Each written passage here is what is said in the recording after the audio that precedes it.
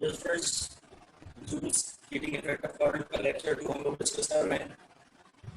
ये क्वेश्चन हम लोग डिस्कस कर रहे हैं। हम लोग दो बल्ब्स हैं, they consume same power and they are operated at 200 volt and 300 volt respectively.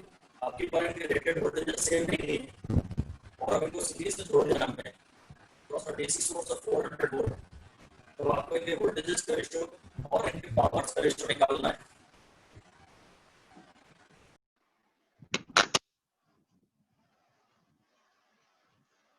कह रहा है दो बल्ब हैं जो सेम पावर कंज्यूम करते हैं, पावर सेम है। पहले इसने मेरे को ये दिया है पावर सेम है, पावर का फॉर्मूला है V²/R।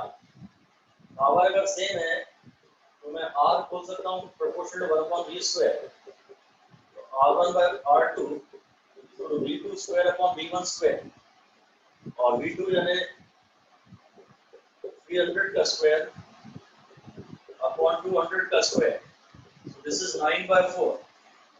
ये इनके रेजिस्टेंसेस का रेशियो है।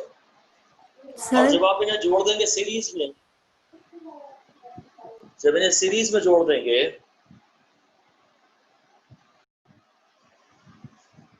इस समय अगर पावर सेम है तो R is directly proportional to V², तो R1/R2 is V1²/V2², तो ये आ जाएगा 4/9। पावर कांस्टेंट है तो R प्रोपोर्शनल टू V²। अब अगर हम इन्हें सीरीज में जोड़ देंगे ना किसी भी वोल्टेज से, तो फाइनली दोनों में करंट सेम जाएगा। कितना जा रहा है हमें वो नहीं निकालना है। अगर मैं वोल्टेज होता है IR और I सेम है सीरीज में, तो V1/V2 R1/R2 4/9। इसी तरह पावर का फॉर्मूला था I²R, और जो भी करंट जा रहा है दोनों में वो सेम है, तो पावर भी प्रोपोर्शनल टू R है। इससे P1/P2 भी R1/R2 है और ये 4/9 है। ये हमने पढ़ा था कि छोटे बल्ब में सब कुछ ज्यादा होता है और वो सिर्फ तब लागू होता है जब उनके रेटेड वोल्टेजेस दोनों के सेम हो। यहाँ रेटेड वोल्टेज दोनों के सेम नहीं है, एक का वोल्टेज 200 एक का वोल्टेज 300। अगर ये वोल्टेजेस सेम है तो फिर हमें याद है कि छोटे वाले पे सब कुछ ज्यादा होता है। अगर इनके वोल्टेजेस सेम है, रेटेड वोल्टेज सेम है और उतना ही वोल्टेज आपने सीरीज में इनको कनेक्ट करके टोटल वोल्टेज लगा दिया है, तो फिर सब कुछ छोटे वाले का ज्यादा होता है। वरना यही ध्यान रखना है कि फाइनली सीरीज में दोनों में करंट भी सेम होगा, तो फिर वोल्टेजेस प्रोपोर्शनल टू R होंगे, पावर भी प्रोपोर्शनल टू R होंगे। सबसे पहले आपको रेजिस्टेंस ही निकाल लेना चाहिए। सारा ध्यान रेजिस्टेंस पे लगा दें शुरू से। हाँ, इस सवाल में बात ध्यान और रखें, कभी कभी हो सकता है कि वो बोलते हैं डीसी सोर्स मैंने 600 वोल्ट का लगा दिया या मे बी इवन 500 वोल्ट का लगा दिया। अब आपको एक्चुअली हर एक पर वोल्टेज निकालना पड़ेगा, और अगर किसी एक पे वोल्टेज रेटेड से ज्यादा आया तो फिर बल्ब फ्यूज हो जाएगा, और सीरीज में एक बल्ब फ्यूज हो जाएगा तो दूसरा भी रोशनी देना बंद कर देगा। अगर एक 200 वोल्ट पे ऑपरेट हो रहा है और दूसरा 300 वोल्ट पे ऑपरेट हो रहा है, और सप्लाई वोल्टेज अगर दोनों के सम के बराबर है या दोनों के सम से ज्यादा है, तो फिर जिसका रेजिस्टेंस ज्यादा है उस पर वोल्टेज ज्यादा गिरेगा। आपको एक्चुअली निकालना होगा कि उस पर वोल्टेज कितना है। जिसका रेजिस्टेंस ज्यादा है ना, अब उस पर वोल्टेज ज्यादा गिरेगा, और अगर वो उसके रेटेड से ज्यादा हुआ तो फिर वो बल्ब फ्यूज हो जाए, तो सीरीज में दूसरा बल्ब भी रोशनी दे। ये नेक्स्ट क्वेश्चन है, एक 50 वॉट बल्ब जिसका रेटेड वोल्टेज 110 वोल्ट है, और दूसरा 100 वॉट का बल्ब रेटेड वोल्टेज इसका भी 110 वोल्ट है, and they are connected in series to a supply of 110 volt. Power in 50 watt bulb, मतलब एक्चुअल पावर। ये इनके रेटेड पावर्स हैं, 50 watt और 100 watt इनके रेटेड पावर्स हैं। तो actual power in the 50 watt bulb is, ये तो वही स्टैंडर्ड क्वेश्चन है। इसमें तो आप सबसे पहले इक्विवेलेंट पावर निकाल लीजिए, जो P1 P2 upon P1 plus P2 आएगा। जो इक्विवेलेंट पावर है वो है 50 into 100 अपॉन 50 प्लस 100। ये दोनों मिलके जो पावर खा रहे हैं वो है ये 100/3 वॉट, इनका कंबाइंड पावर ये है 100/3 वॉट, छोटे वाले से भी छोटा होना है। अब किसी एक का आपको एक्चुअल चाहिए ना, तो पावर का बंटवारा रेटेड पावर्स के इनवर्स प्रोपोर्शन में होता है। अब आपको इसका पावर से, तो पड़ोसी का पावर अपॉन टोटल पावर, मतलब रेटेड वाला, ये अपॉन टोटल, और ये दोनों मिलके जो खा रहे हैं वो ये है, ये आंसर आएगा इसका 100/150 2/3 into 100/3, so 200/9 watt, ये 200/10 आता, ये आंसर 20 आता। अभी 20 से थोड़ा बड़ा, may be approximately 22 watt type आ जाएगा। 1 माइनस 0.1111, तो 0.111 को 200 से मल्टीप्लाई कर दीजिए, तो 22.2 वॉट टाइप कुछ इसका आंसर आ जाएगा। Okay, next question. In India, for domestic use, electricity is supplied at 220 volt, full stop. In USA, it is supplied at 110 volt. Resistance of a 60 watt bulb in India is R. So what is the resistance of a 60 watt bulb in USA? अभी तक क्या होता है, mainly हम लोग हमेशा ये मानते हैं कि वोल्टेज सेम होता है, तो पावर प्रोपोर्शनल टू आर कर देते हैं, और यहाँ इन्होंने वोल्टेज भी चेंज कर दिया, रेटेड वोल्टेज ही चेंज कर। पावर का फॉर्मूला होता है स्क्वायर/आर। पावर यहाँ बाय चांस दोनों का सेम है, 60 वॉट है, बस R proportional to V square. Resistance in US upon resistance in India is equal to voltage in US का square upon voltage in India का स्क्वायर। वोल्टेज इन यूएस है 110, ये 110 upon 220 का स्क्वायर है, तो R us is equal to 1/4 है, R/4। This is the answer.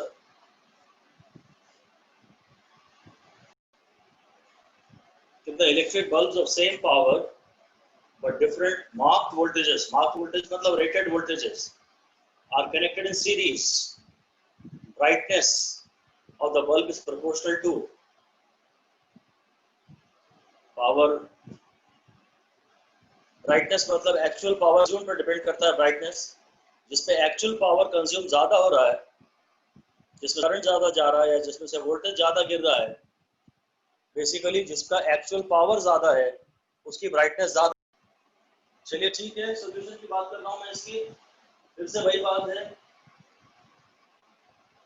Basically P is equal to V square by R। अब इनका पावर है तो R proportional to V square, और फिर असली बात है कि सीरीज में तो इनमें करंट सेम होगा, सीरीज में तो करंट सेम होगा, तो जो पावर है, पावर का फॉर्मूला है I star, power is proportional to R and therefore power is proportional to V square, V rated, ये एक्चुअल पावर। इसी तरह अगर मैं V इज टू IR की बात करूं, तो V is proportional to R, so V is proportional to V square, V actual और ये V रेटेड जो उस पे माप थे, ठीक है।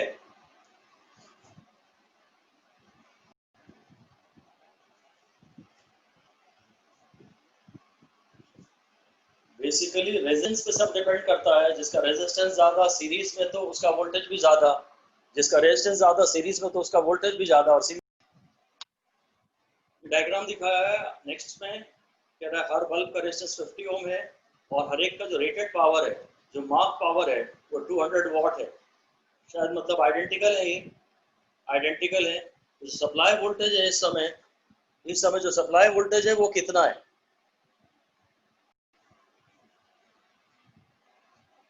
हर बल्ब अपना रेटेड पावर ही इस समय कंज्यूम कर भी रहा है, हर बल्ब अपना रेटेड पावर ही एक्चुअली कंज्यूम कर भी रहा है।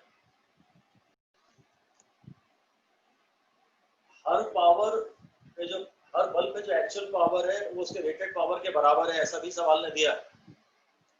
तो बस तो हर एक पर तो अब जो वोल्टेज है वो उसके एक्चुअल वोल्टेज के बराबर होना चाहिए, रेटेड वोल्टेज के बराबर। तो P is equal to V square by R. So V square is PR and V is equal to under root PR. तो पावर जो मार्क पावर है वो हर एक का 200 है और जो रेजिस्टेंस है वो है 50। 5 to the 10 to the power 4 हो गया। तो हर एक का रेटेड वोल्टेज हो गया 100 वोल्ट और इस समय हर बल्ब अपनी रेटेड कंडीशंस में ऑपरेट कर रहा है। मतलब इसका रेजिस्टेंस तो खैर कांस्टेंट ही है, वोल्टेज और पावर वेरिएबल है। अब हर बल्ब का जो पावर है वो उसके रेटेड पावर के बराबर है, तो हर एक का वोल्टेज भी रेटेड वोल्टेज के बराबर है। मतलब 100 वोल्ट अभी इस पे एक्चुअली भी गिर रहा है और 100 वोल्ट इस पे भी एक्चुअली भी गिर रहा है। इसलिए जो डायग्राम में भी दिखाया गया है 200 वोल्ट है। 100 plus 100 supply voltage is 200 volt. Next, तो द सर्किट में एक ही बैटरी है 48 वोल्ट की and a single bulb of resistance 240 ohms. Determine the power in a single bulb if two such bulbs are connected in series to the battery. भाई एक battery है, दो identical bulb है और हर एक का एक्चुअल पावर चाहिए। Power in a single bulb मतलब एक्चुअल पावर।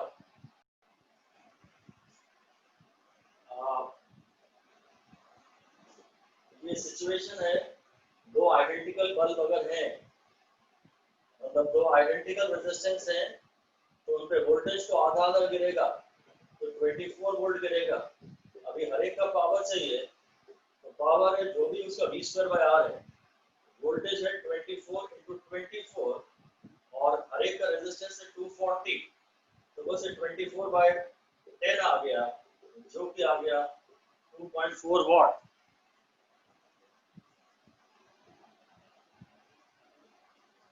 वोल्टेज का बंटवारा आधा आधा हो गया क्योंकि रेजिस्टेंसेस आइडेंटिकल थे, बल्ब आइडेंटिकल थे।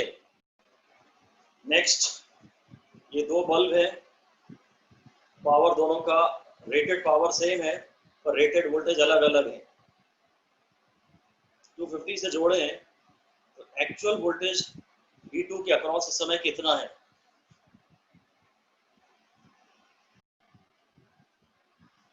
तो अभी पावर तो सेम है तो कोई फायदा नहीं। सवालों में बेस्ट तरीका रहता है आप इनका रेजिस्टेंस निकालिए। इनका रेजिस्टेंस सबसे पहले इन बल्ब्स का रेजिस्टेंस निकालना चाहिए।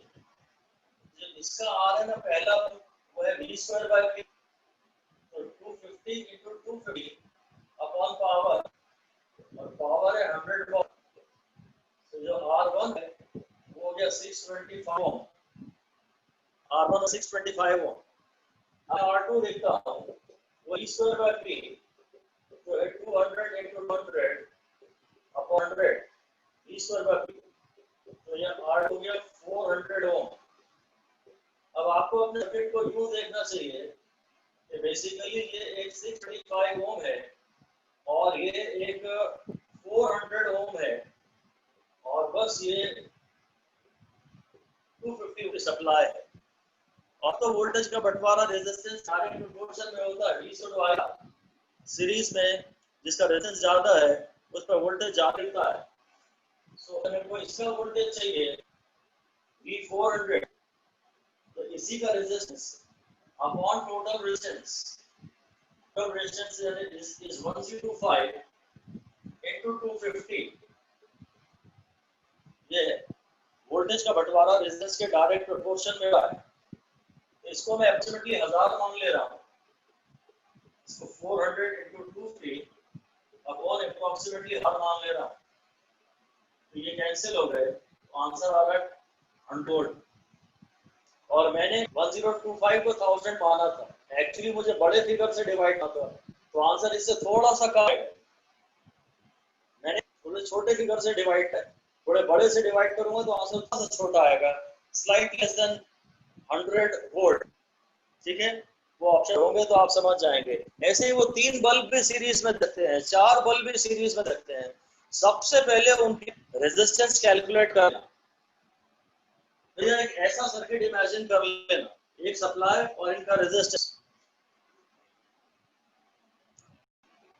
अभी नेक्स्ट डिस्कशन कर रहे हैं, थोड़ा थियरी नाम से कर लेते हैं। कॉम्बिनेशन ऑफ आइडेंटिकल बल्ब्स, मतलब कई सारे बल्ब हैं, कई बल्ब में भी n बल्ब्स हैं, हर एक रेटेड पावर भी है और रेटेड वोल्टेज भी है, सब आइडेंटिकल बल्ब्स और ये सारे वोल्टेज भी है, हर एक का पावर भी है और हर एक का वोल्टेज भी है। n आइडेंटिकल बल्ब सीरीज में जोड़े हैं। अभी मैं आपसे पूछ रहा हूँ, पहला ईच, हर एक पर वोल्टेज कितना गिरेगा? अगर आइडेंटिकल बल्ब्स हैं तो हर एक पर वोल्टेज देगा V/N, फिर हर एक पावर ईच, हर एक का पावर, अब इस पे वोल्टेज V गिरना चाहिए पर वोल्टेज 1n गिर रहा है, पावर इज प्रोपोर्शनल, अगर रेजिस्टेंस, इसका रेजिस्टेंस तो कांस्टेंट ही है, power is proportional to square, so P is P/n square, क्योंकि वोल्टेज 1n गिर रहा है तो पावर 1/n स्क्वायर रहेगा। और फिर बात कर सकता हूं आपसे टोटल पावर, ये n आइडेंटिकल बल्ब्स मिला के ये हो जाएगी ईच इनटू n, ये हो जाएगा P/n, ठीक है। हर एक पे वोल्टेज गिरा बाय n, हर एक पावर हो गया P स्क्वायर, जब अगर आधा गिरता है तो पावर फोर्थ होता है, क्योंकि अगर रेजिस्टेंस कांस्टेंट है तो प्रोपोर्शनल टू V स्क्वायर है, तो हर एक का जो पावर है, हर एक का जो पर है वो P/n स्क्वायर है, तो पूरे कॉम्बिनेशन का टोटल पर P/n है। तो एक गोल्डन रूल हमारे पास आ रहा है, एक ब्रह्म वाक्य है कि more bulbs produce lesser illumination. Series में अगर n बढ़ेगा, सीरीज में अगर n बढ़ेगा तो टोटल पावर कम हो जाएगा। सीरीज जैसे जैसे बल्ब जाते हैं टोटल पावर कम हो जाता है, हर पावर कम हो जाता है सीरीज में। इसमें तो पावर कम होना ही चाहिए क्योंकि इनको एक्चुअली पैरेलल बनाया जाता है, और आप गलती सीरीज में जो जोड़ रहे हैं हर एक का भी पावर कम होगा और टोटल पावर भी कम होगा, और ज्यादा बल्ब सीरीज में आएंगे टोटल पावर उतना कम होगा। दिवाली में हम लोगों के यहाँ दिवाली के समय कंपटीशन लगा रहता है कि किसके घर में जो सीरीज लगी है उसमें ज्यादा बल्ब है, गलत करते हैं कॉम्बिनेशन को, कंपटीशन को। जिसके घर सीरीज में दिवाली के दिन ज्यादा लगे हैं उसके यहाँ रोशनी कम होगी, उसके यहाँ लक्ष्मी जी इतनी आएंगी। कम बल्ब लगाइए सीरीज में। चलिए अब डिस्कस करना है parallel combination of identical bulb. ये आइडेंटिकल बल्ब है, एसएन बल्ब है, और हर एक का रेटेड वोल्टेज है, वही सप्लाई वोल्टेज भी है। अभी हर एक का पावर तो वोल्टेज रेटेड के बराबर होगा पैरेलल होगी, तो हर एक का पावर भी एक्चुअल पावर बराबर होगा, और जो टोटल पावर का इक्विवेलेंट पावर पैरेलल में हो जाए एनपी। यदि अगर डिफरेंट बल्ब, पूरी हमारी समरी ये है, अगर डिफरेंट बल्ब सीरीज है, डिफरेंट बल्ब सीरीज है तो टोटल पावर आता है P1 P2 upon P1 plus P2। मैं ये लिख सकता हूं 1B। अगर आइडेंटिकल बल्ब सीरीज है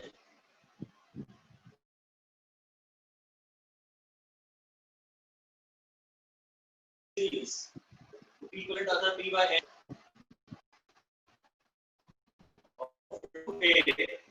डिफरेंट बल्ब पैरेलल, और ये मान के चल रहे हैं जो वोल्टेज के बराबर है, different bulbs in parallel equals P1 plus P2। और फिर अगर identical bulbs in parallel,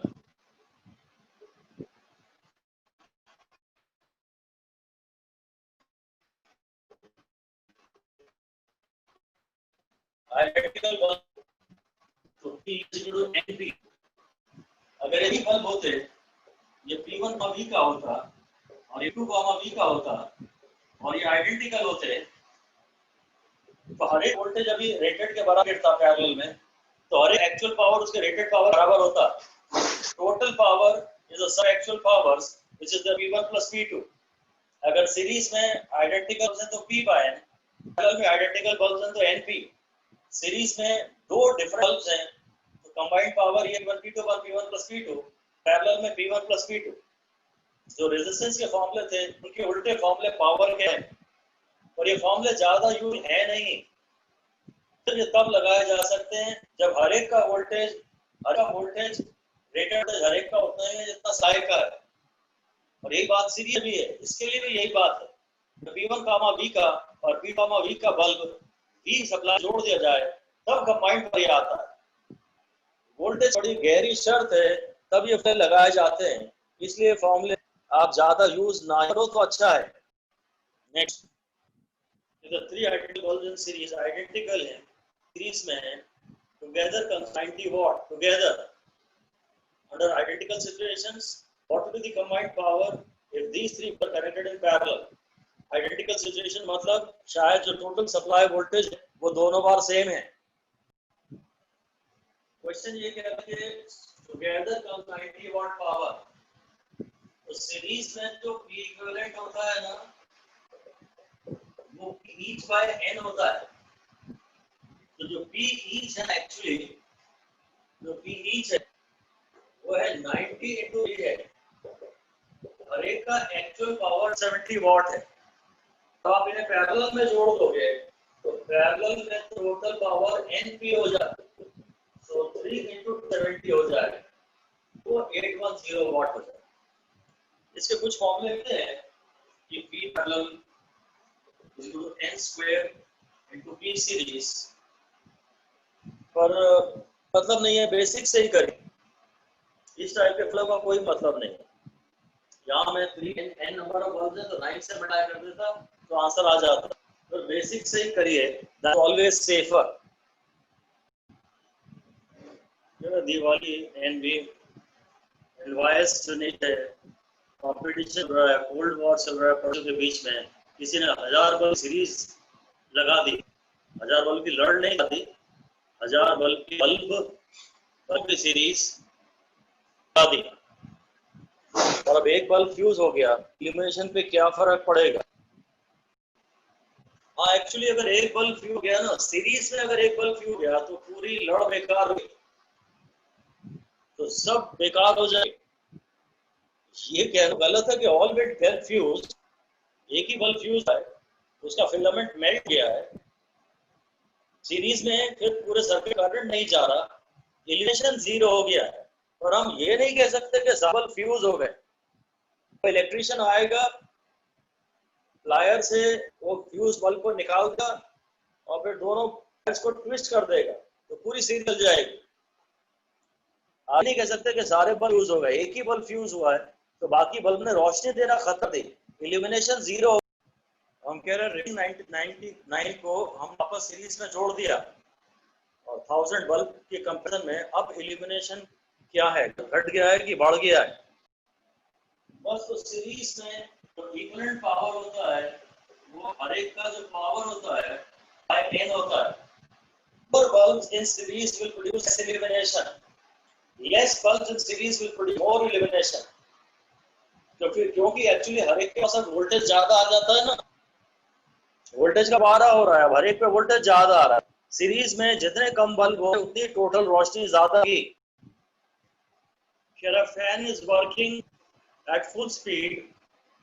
A regulator with a variable resistance is included in the circuit to decrease the speed. Total power drawn the supply पे क्या फर्क पड़ेगा और power consumed by fan पे क्या फर्क पड़ेगा? The fan working at full speed. So basically fan भी हमारे लिए resistance ही होता है, इसको हम चेंज नहीं कर रहे, और सप्लाई वोल्ट तो वही है जो डोमेस्टिक सप्लाई है 20 वोल्ट। अब हमने यहाँ पर एक वेरिएबल रेजिस्टेंस इंक्लूड कर लिया है और शायद फीड में रेजिस्टेंस ये वाला आ है कुछ, तो टोटल रेजिस्टेंस बढ़ गया है, तो लाइन का पावर कम हो गया है, लाइन स्पीड कम हो गई। तो including this resistance is as good as adding more bulbs in series. Series में जब और बल्ब आते हैं तो उनका एलिमेंट ऐड हो जाता है ना, वही हो रहा है, लिख दीजिए including more resistance in series. including additional resistance in series, like more bulbs in series.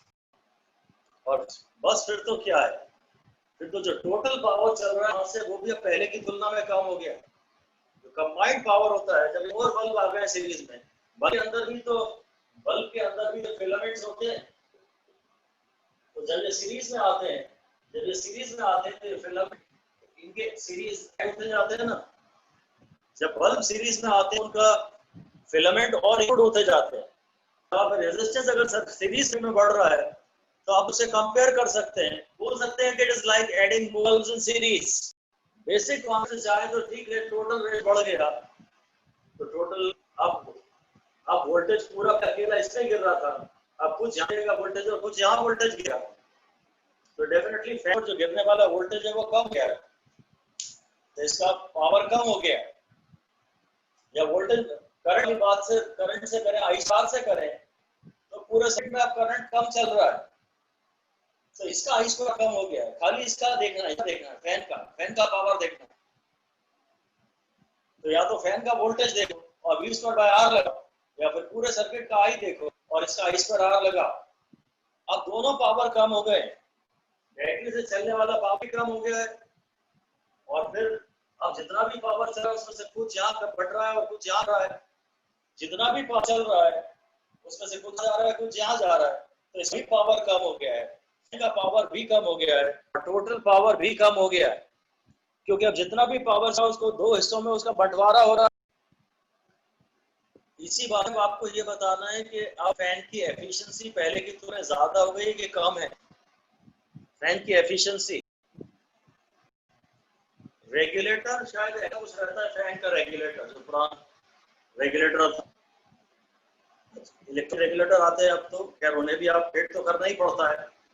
अब इसको वाइपर में मूविंग आर्म को जब मैं यहाँ ले आऊंगा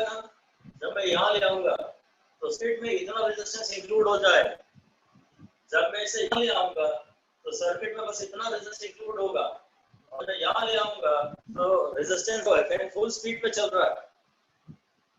इस समय फैन लो स्पीड पे चल रहा है, जो सर्किट में रेजिस्टेंस बहुत ज्यादा है, और इस समय फैन फुल स्पीड पे चल रहा है। तो कह रहा है पहले ऐसा था, अब मैं ऐसा कर दिया, अब एफिशिएंसी पे असर दे रहा है। और अगर पहले जितना भी चल रहा था वो खाली इसी पे था, अब जो पावर रहा है उसका थोड़ा यहाँ पे थोड़ा यहाँ गिर रहा है, तो अब डेफिनेटली एफिशिएंसी कम हो गई। आईडीएस मान लें और कहीं कुछ नहीं था, पहले सिर्फ फैन था तो सारा वोल्टेज यहाँ रहा था, तो इसको पावर केवल यही था। अब तो आप जानते हैं कि रेगुलेटर भी अच्छा खासा गर्म हो जाता है ना, फैन का रेगुलेटर मैकेनिकल वाला है पुराने जमाने वाला, तो आप जानते हैं वो बहुत कम हो जाता है, उसके ऊपर हाथ गलती पड़ जाए ना तो ये डबल हो जाता है, छाले जाते हैं, इतना गर्म आता है वो। एफिशिएंसी कम हुई है क्योंकि यहाँ हीट प्रोड्यूस जो कि वेस्ट हो रही है। पहले तो फैन फुल हीट पे चल रहा है, तो पहले मैकेनिकल पावर ज्यादा है तो इलेक्ट्रिकल पावर भी ज्यादा है, बाद में फैन कम स्पीड पे चल रहा है तो डेफिनेटली अब मैकेनिकल आउटपुट उसका कम है, तो इलेक्ट्रिकल इनपुट भी टोटल हो गया है, और जितना भी पावर चल रहा है अब उसमें से थोड़ा यहाँ नहीं गिर रहा, थोड़ा यहाँ गिर रहा है, जो उसको गर्म रहा है, रेगुलेटर को गर्म कर रहा है, इसलिए अब एफिशिएंसी कम हो गई। मतलब हम बोल सकते हैं रेगुलेटर का रेजिस्टेंस इंक्रीज करने less power is drawn, lesser efficiency. Next, two bulbs in parallel consume 4 times power they together consume in this to same supply. मतलब मैं बल्ब आइडेंटिकल सवाल ने नहीं बोला है, और वोल्टेज वाला कोई लफड़ा नहीं लूंगा, मान लूंगा शायद कि हर एक का भी जो वोल्टेज भी है वही सप्लाई वोल्टेज है, जो हर वोल्टेज भी है वही सप्लाई वोल्टेज है, वो भी ऐड कर ले।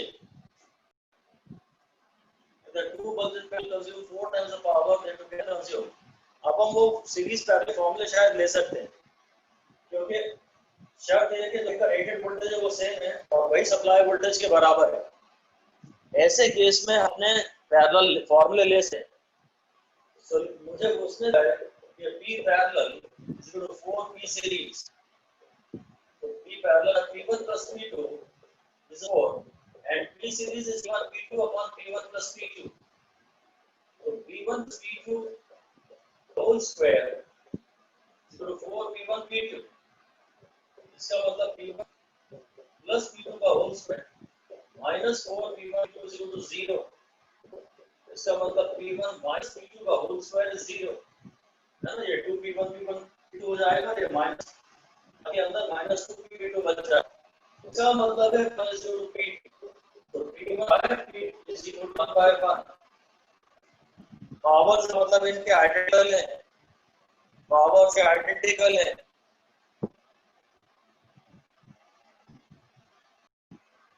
अब तो आइडेंटिकल में तो P स्क्वायर बाय R और वोल्टेज भी बराबर है, वोल्टेज तो बराबर है ही. जब पास का रेशियो 1:1 है तो रेजिस्टेंस का भी रेशियो 1:1 है. यानी आइडेंटिकल बल्ब है. आइडेंटिकल बल्ब होंगे तो पावर पैरेलल में n स्क्वायर गुना होगा ना. पैरेलल में पावर 2 बल्ब्स हैं तो 2 का स्क्वायर 4. तो ये आइडेंटिकल बल्ब का फॉर्मूला है, उसको सेटिस्फाई कर रहा है. इसका मतलब शायद ये आइडेंटिकल बल्ब्स हैं. अगर 2 आइडेंटिकल बल्ब होते तो P पैरेलल होता है 2 स्क्वायर P1 P सीरीज. तो आंसर आ रहा है 4 टाइम्स. वो आइडेंटिकल बल्ब्स के कंडीशन सेटिस्फाई कर रहा है. इसका मतलब है आइडेंटिकल बल्ब्स हैं, इसी के रेजिस्टेंसेस का रेशियो 1:1 और पावर्स का रेशियो भी 1:1. Next, heat produced in a uniform wire connected across a supply in time t is H. Full stop. The wire is cut into 3 equal parts. Now one of the parts is set to double its length and connected across the same supply. Heat produced in half the heat produced in it, यानी जो ये जो part है, बस बाकी 3 part तो फेंक दिए. ये जो एक पार्ट है, हीट कितनी पैदा हुई है, बट टाइम आधा कर दिया है. In half time is. देखिए वायर को हमने 4 पार्ट्स में काट दिया तो हर एक का रेजिस्टेंस R/4. अब इसी को इसकी लेंथ डबल कर रहे हैं. जो रेजिस्टेंस ऑफ वन पार्ट है ना वो है R/4 R इंच है. अब जब मैं इसकी लेंथ डबल कर दूंगा तो आप जानते हैं resistance proportional to L square होता है. अगर मास सेम है स्ट्रेचिंग में तो ये जो R डबल डैश हो जाएगा ये R/4 इनटू वापस 4 हो जाएगा. तो ओरिजिनल जो नया रेजिस्टेंस है वो वापस सेम हो गया और सेम सप्लाई से जोड़ दिया तो पावर भी सेम है पर टाइम आधा कर दिया है, बस उसका फर्क पड़ रहा है. पावर का फॉर्मूला है V² by R double dash. Now so this will be same but power होता है हीट बाय टाइम और हीट होता है पावर इनटू टाइम. तब क्योंकि टाइम आधा हो गया है ना, टाइम आधा हो गया है इसलिए पावर हीट आधी हो गई. पावर तो सेम है. अगर पूछता पावर कितना है तो पावर तो सेम है पर हीट का एक्चुअली आपका अननोन है heat, which is power into time. The final resistance after stretching is same, the power is same, but time आधा हो गया है तो हीट आधी हो गई है. Next, heat produced in 5 ohm resistor is 10 calorie per second. Find the heat produced in the 3 ohm resistor in calorie per second. इसमें दिया है और इसमें मांगा है. यूनिट चूंकि बाद में भी कैलोरी पर सेकंड है, इसका मतलब आपको कुछ भी कन्वर्जन करना नहीं है.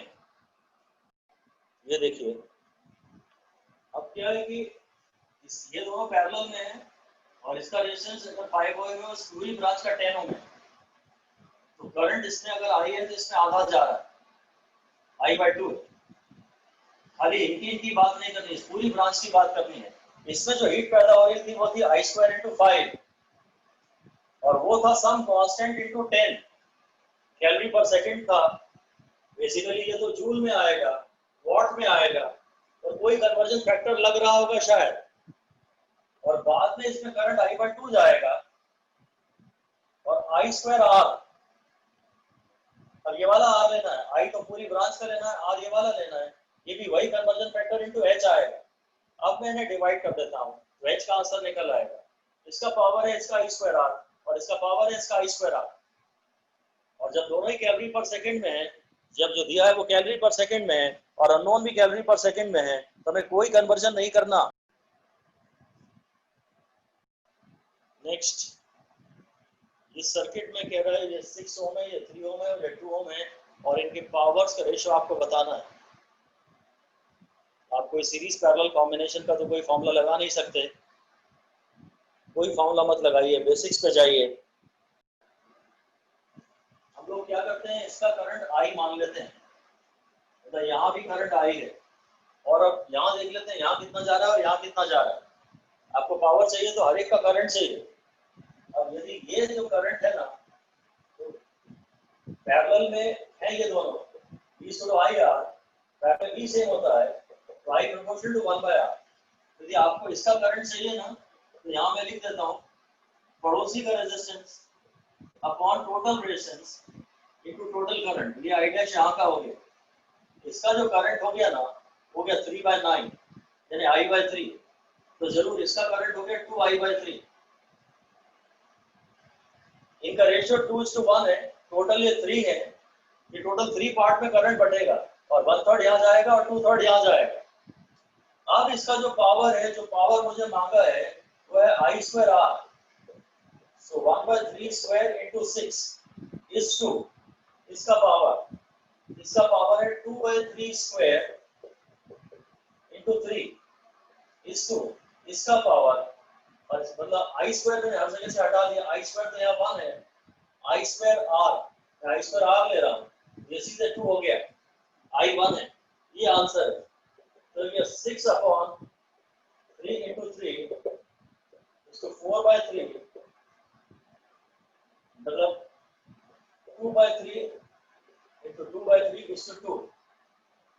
तो ये मैं ऐसे ही रहने देता हूँ, इसको भी मैं बल्कि तो 9 से मल्टीप्लाई और डिवाइड कर देता हूँ। ये 9 है, ये 6/9 है और ये 4/9 है, तो इसको मैं 2 into 9/9 कर देता हूँ, तो जाएगा 6/9 इसको 4/9 इसको 18/9।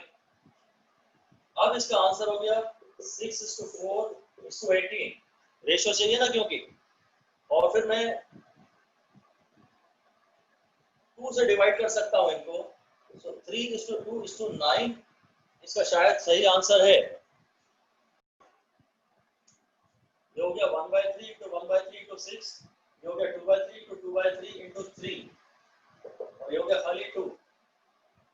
तो इसको मैं लिख रहा हूँ 6/9 is to 4 3 12/9 is to 18/9 और रेशियो चाहिए, तो आंसर है 6:12:18 और 6 से मैं डिवाइड कर दूं तो हाँ 1:2:3 इसका सही जवाब आ रहा है। 3 से मल्टीप्लाई होगा, रेशियो चाहिए आपको, तो 6 से फिर से वापस डिवाइड कर दीजिए, तो 1:2:3 is the correct answer. Next, 3 identical resistances हैं और हर एक मैक्सिमम 18 वाट पावर कंज्यूम कर सकता है। अगर किसी पे भी पावर 18 वाट से ज्यादा डिसिपेट हुआ, ड्रॉप हुआ, तो फिर शायद वो मेल्ट हो जाएगा, फ्यूज हो जाएगा वहां से। तो किसी भी रेजिस्टेंस के फ्यूज हुए बगैर, मेल्ट हुए बगैर पूरे सिस्टम का मैक्सिमम पावर कितना हो सकता है?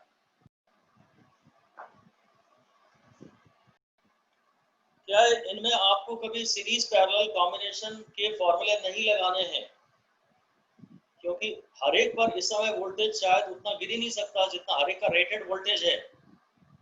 आपको वही करंट डिस्ट्रीब्यूशन करना है। जो सबसे ज्यादा खतरे में है ना वो ये है, क्योंकि इसमें मैक्सिमम करंट जाएगा और अगर इसमें जाएगा I तो इसमें I/2 जाएगा और इसमें I/2 जाएगा।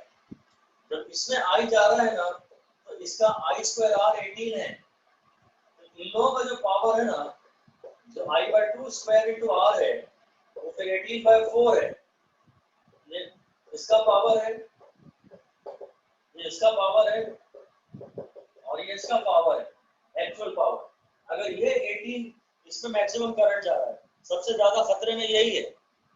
और अगर जब इस पे 18 वाट पावर कंज्यूम हो रहा है ना, तो इन पे उस समय 18/4 और 18/4 हो रहा है, और तीनों को ऐड कर दीजिए आप, तो आंसर है 18 प्लस 18/2 इन दोनों को ऐड करके, so 18 plus 9 27 watt is the combination power of the combination. ठीक है, कोई ये मत करिए कि दोनों पहले पैरेलल में और फिर इनका रिजल्टेंट सीरीज में है। पावर में ये तरीका कभी भी नहीं लगता। ये कभी भी मत करिए कि ये दोनों पैरेलल में है और इनका रिजल्टेंट सीरीज में है। सीरीज पैरेलल के फॉर्मूले पावर में कभी भी नहीं लगते। पावर में एक ही रूल है, एनर्जी कंजर्वेशन। जो एक्चुअल पावर इस पे हो रहा है प्लस जो एक्चुअल पावर इस पे हो रहा है प्लस जो एक्चुअल पावर इस पे हो रहा है, वही कॉम्बिनेशन का पावर आएगा। सबसे ज्यादा खतरे में ये है क्योंकि इसमें मैक्सिमम करंट जा रहा है। जिस रेजिस्टेंस में मैक्सिमम करंट है या मैक्सिमम वोल्टेज है, वो सबसे ज्यादा खतरे में है, इससे रिस्क सबसे ज्यादा है। Next, the watt resistance should be connected in series with a 100 watt and 110 volt bulb if it is to be used safely from a 240 volt battery. Battery available हमारे पास ज्यादा है, पर बल्ब पे अगर 240 वोल्ट सीधे जोड़ दिया ना तो बल्ब फ्यूज हो जाएगा, क्योंकि वो 110 वोल्ट से ज्यादा वोल्टेज सह नहीं सकता। इसका मतलब जितना भी एक्स्ट्रा वोल्टेज है ना, वो सीरीज रेजिस्टेंस पे गिरना चाहिए। देखिए वो ये कह रहा है, सबसे पहले इसने मुझे बल्ब का जो डेटा दिया है ना, P और V, ये सॉल्यूशन के कई तरीके हो सकते हैं। ये 240 वोल्ट है, इसमें से 110 वोल्ट यहाँ गिरना चाहिए, तो मतलब रिमेनिंग वोल्टेज 230 वोल्ट यहाँ गिरना चाहिए। सबसे पहले आपको रिमेनिंग वोल्टेज निकाल लेना चाहिए। कैलकुलेट द रिमेनिंग वोल्टेज, जो एक्स्ट्रा वोल्टेज है, मतलब एक्सेस, रिमेनिंग वोल्टेज मतलब एक्सेस वोल्टेज। तरीके तो इसके बहुत सारे हो सकते हैं। एक ये तरीका मैं कह रहा हूँ कि 240 में से 110 इस पे गिरना है बल्ब पे, तो रिमेनिंग 230 इस पे गिरना चाहिए, 130 रिमेनिंग 130 इस पे गिरना चाहिए। मुझे इसका R निकालना है, तो बस मुझे इसका I और पता होना चाहिए, और सीरीज में होने के नाते इसका I वही है जो इसका I है। सेकंड ये है I of the circuit. Bulb का डेटा आपको वो हमेशा देगा, बल्ब का P बाय बल्ब का V कर लेना, मतलब कोई ना कोई इसकी जो बल्ब की वो आपको दो जानकारियां जरूर देगा। तो पावर अपॉन वोल्टेज से, पावर है 100 और वोल्टेज है 110, इससे आप सर्किट का करंट निकाल लेना। और अब स्टेप नंबर 3 में जितना भी एक्सेस वोल्टेज है ना, एक्सेस वोल्टेज, उसको आप IR से इक्वेट कर देना। जो एक्सेस वोल्टेज है वो है 110, इसको फिर मैं ऐसे ही लिख देता हूँ।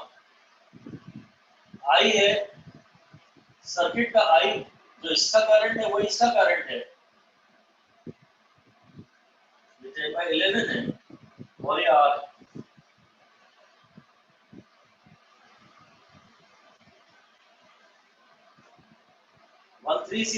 एक्स्ट्रा वोल्टेज 130 है, ये कैंसिल हो गया, और जो R आपको एक्स्ट्रा सीरीज में जोड़ना है, जो सीरीज रेजिस्टेंस है वो है 13 into 11, 143 ओम्स। ठीक है, इसमें से कितना वोल्टेज यहाँ गिर रहा है वो निकाल लो, बल्ब का वोल्टेज, फिर रिमेनिंग वोल्टेज निकाल लो। अब बल्ब के बारे में कोई भी दो जानकारियां उसने दी होंगी, या तो बल्ब का V और बल्ब का R दिया होगा, तो V बाय R से निकाल लेना बल्ब का करंट। अगर आप चाहते हैं कि बल्ब फ्यूज ना हो, तो बल्ब में जो वोल्टेज है वो भी उसके रेटेड से ज्यादा नहीं होना चाहिए, और पूरे सर्किट में करंट जो है वो भी उस करंट से ज्यादा नहीं होना चाहिए जितना बल्ब के थ्रू जा सकता है। बल्ब की रेटेड कंडीशंस अगर आप एक्सीड नहीं करना चाहते, तो जितना करंट अकेले बल्ब को चाहिए वही पूरे सर्किट में भी बहना चाहिए। तो बल्ब के बारे में आपको जरूर दो जानकारियां देगा, बल्ब के बारे में दो जानकारियां देगा, आप उससे बल्ब का I निकाल लेना, और फिर पहले एक्सेस वोल्टेज निकाल लेना, फिर बल्ब की दो जानकारियों से बल्ब का I निकाल लेना, फिर बोलना excess voltage is equal to IR। तरीका फिर बहुत सारे हो सकते हैं, आप इस पूरे का R इक्विवेलेंट निकाल लीजिए और उसमें से बल्ब का रेजिस्टेंस माइनस कर दीजिए। कई तरीके हो सकते हैं, जो भी आपको सूट करे। Thank you. ओवर।